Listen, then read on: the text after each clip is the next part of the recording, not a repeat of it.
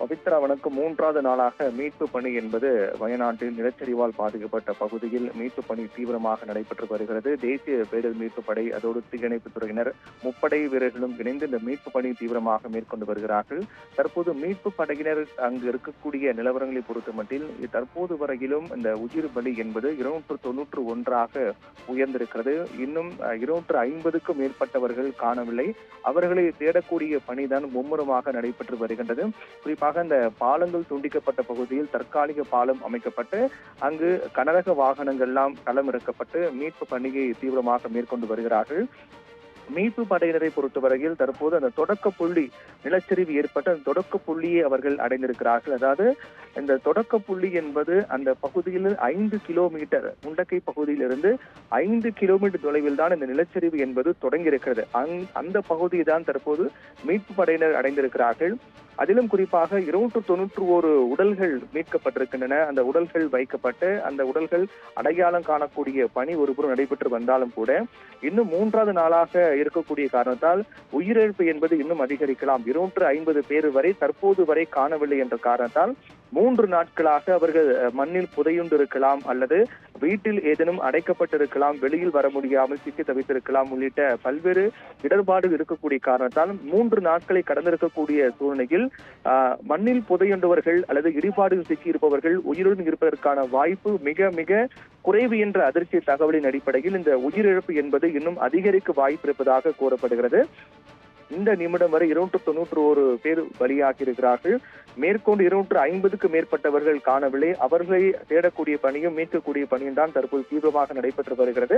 மீட்பு படையினை பொறுத்தவரையில் அங்கு இருக்கக்கூடிய வீடுகள், அதாவது குறிப்பாக இந்த முண்டக்கை, சூரல் மலை, அதே போன்று மேப்பாடி பகுதியில் நிலச்சரிவு ஏற்பட்ட அந்த பகுதி இருக்கக்கூடிய வீடுகளில் தான் அவருடைய பணி, மீட்பு பணி என்பது தற்போது அந்த பணியானது தொடங்கி இருக்கிறது. அதாவது வீடுகளில் யாரேனும் சிக்கி இருக்கிறார்களா அல்லது ஏதேனும் உடல்கள் அங்கு இருக்கின்றதா என்றால் வீடுகளை மண் சூழ்ந்த நிலையில் அந்த வீடுகளுக்குள் உயிருடன் யாராவது இருப்பதற்கு வாய்ப்பு இருக்கிறதா என்பதற்காக தற்போது வீடுகளின் பக்கம்தான் அவருடைய கவனமானது திரும்பி இருக்கிறது. வீடுகளை அங்கு இருக்கக்கூடிய வீடுகளில் தான் தற்போது ஏதேனும் உடல்கள் இருக்கிறதா, உயிருடன் யாரிடம் இருக்கிறார்களா என்பது தீவிரமாக மீட்பு பணியை மேற்கொண்டு வருகிறார்கள்.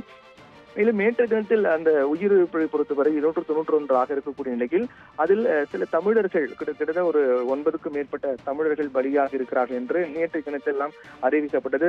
அதைத் தொடர்ந்து தற்போது இன்னும் சில தமிழர்கள் அந்த நிலச்சரிவில் மாட்டிக்கொண்டு உயிரிழந்திருக்கிறார்கள் என்ற சோக செய்தி வந்து கொண்டிருக்கு. இன்னும் பல தமிழர்கள் அதில் சிக்கி இருக்கிறார்கள். பழைப்புக்காக அங்கு வேலைக்காக சென்ற தமிழர்கள் எல்லாம் நிலச்சரிவில் சிக்கி உயிரிழந்திருக்கக்கூடிய சோகம் என்பது நடந்திருக்கிறது. இன்னும் சில தமிழர்கள் அதில் சிக்கி இருக்கலாம் என்றெல்லாம் அஞ்சப்படுகிறது.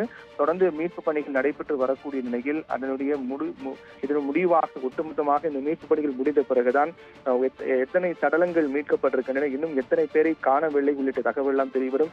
என்றால் அங்கு இருக்கக்கூடிய அந்த மழை பொழியும் போது 29ஆம் தேதி பெய்த அந்த கனமழையின் போது பல்வேறு அங்க இருக்கக்கூடிய சிறிய சிறிய ஆறுகளில் மிகப்பெரிய அளவிலான வெள்ளப்பெருக்கு ஏற்பட்டது.